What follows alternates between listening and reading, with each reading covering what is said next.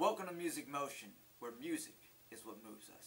Today I'm your host, Justin Ruiz, and you can find us here on Twitter at music_motion. Today we're going to be talking all about the British. That's right.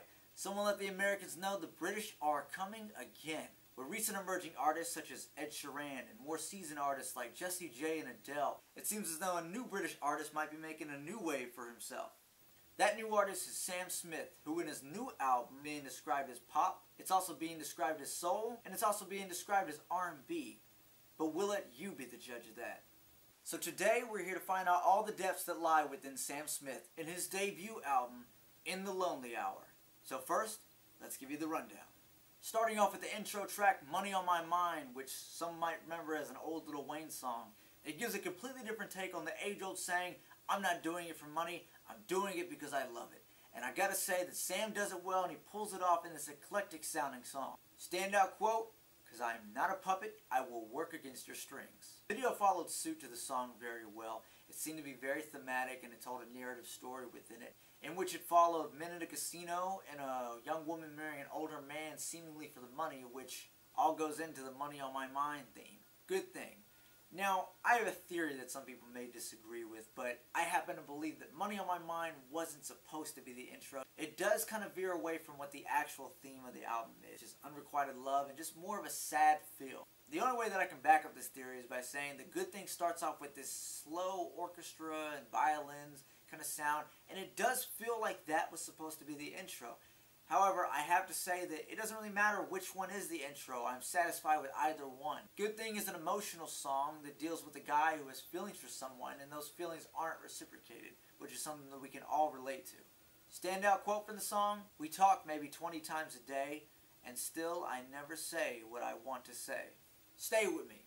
One of the singles from the album, and I gotta say that it was very well picked because not only is it aesthetically pleasing to the ears, but it also is very deep and very emotional, and the lyrics are very driving in it. Once again, the song and the video go very well together because in the video, Sam is telling the story of this song. And it starts out with him actually walking out on a one-night stand from the previous night before. In the song, he's describing how he doesn't want to be alone, and he's also a man, so he still sleeps around, but he doesn't feel good about it. He wants someone to be able to hold at night. Standout quote, why am I so emotional? No, it's not a good look. Gain some self-control.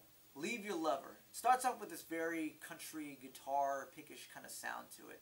I have to say, once again, very honest lyrics from Sam Smith in this. And the video also has some controversy as it seems to fuel rumors about Sam Smith's sexuality, but we'll get into that more later.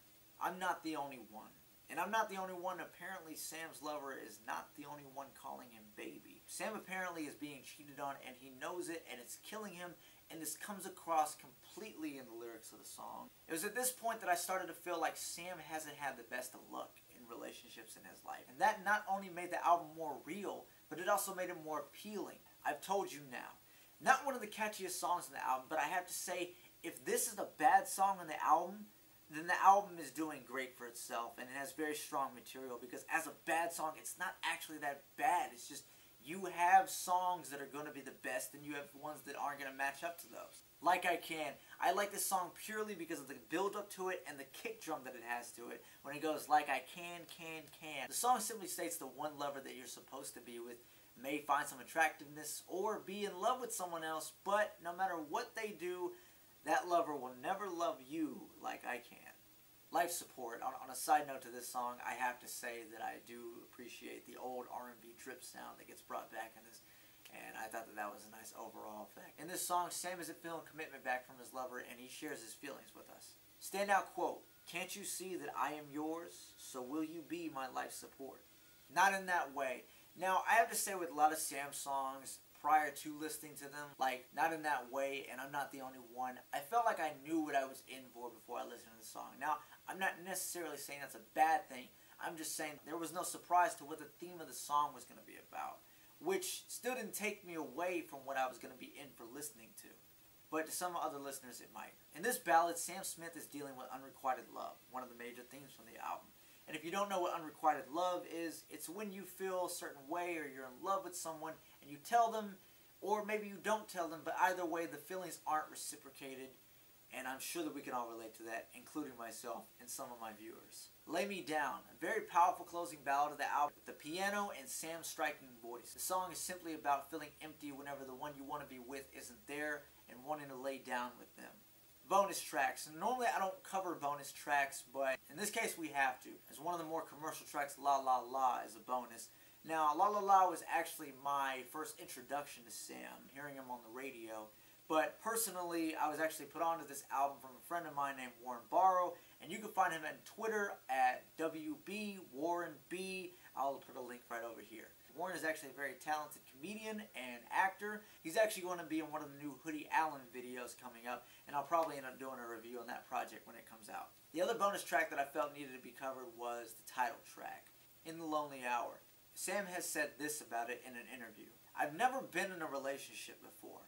I've only been in unrequited relationships where people haven't loved me back. In the Lonely Hour is about a guy I fell in love with last year and he didn't love me back. I think I'm over it now, but I was in a very dark place. Closing thoughts. Sam Smith tells the stories that he wants to tell, and he tells them in the way that he wants to. He shares his thoughts that we all wish we were courageous enough to share, but we don't. Or we won't. I think that some people might be distracted by his sexual orientation, but I would encourage people not to be distracted by that from this emotional roller coaster of a good album. Sam Smith's In the Lonely Hour is not a disappointment of a debut album. In fact, it's solid. I'm going to go ahead and give it an 8 out of 10.